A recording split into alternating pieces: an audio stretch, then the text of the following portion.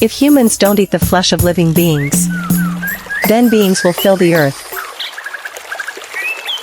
Dear Master, if man does not eat the flesh of living beings, where on earth chickens, ducks, cows, dogs, horses, fish, shrimp, and all other animals will proliferate, especially chickens, ducks, pigs, goats, cows, horses, where are the houses and land? Answer, according to the law of cause and effect, one yes, then the other has, this one does not, the other does not.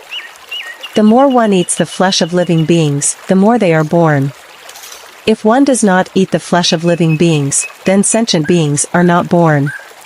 Why is that? For sentient beings are born, that is, there is death. Therefore, if there is cruelty in killing and eating living beings, all suffering is born. It's evil, it's people's evil deeds. It is these evil deeds that produce karma of suffering, and this karma of suffering is equivalent to giving birth to all living beings in return for the killing fruit created by everyone by allowing other beings to kill us to eat meat again.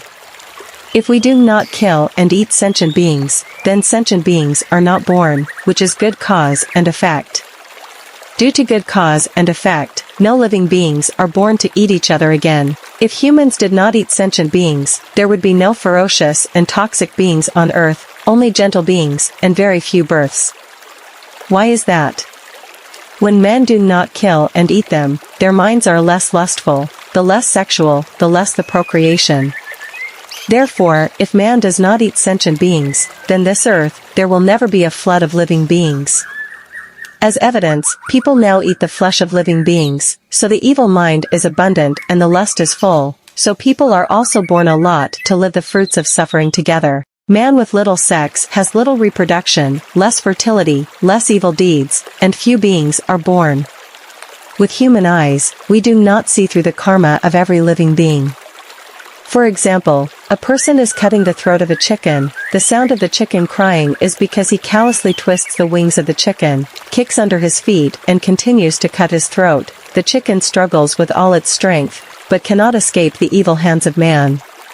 Little did the person who killed the chicken know that he might be slitting his mother's throat. When she was alive, she used to kill chickens this way to make good food for her children to eat. Now in return her own children cut her throat to make her meat for their children, i.e. her grandchildren.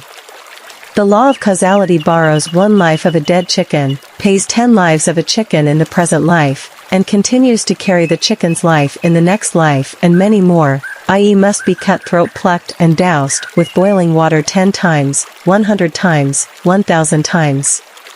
In this world, we do evil and we have to pay the fruit 10 times, 100 times, 1,000 times, so the more sentient beings eat meat, the more animals will produce to pay the fruit.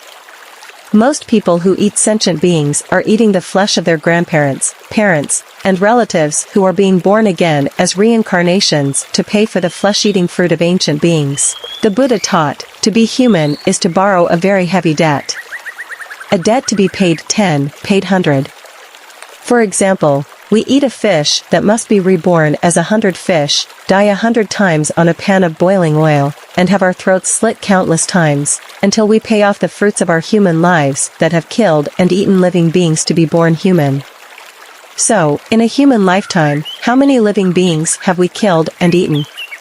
The number is also difficult to measure. It must be said that it is too much, many cannot be counted. Thus, it is very difficult to become a human, to pay off this blood and bone debt, and then to be born again as a human being.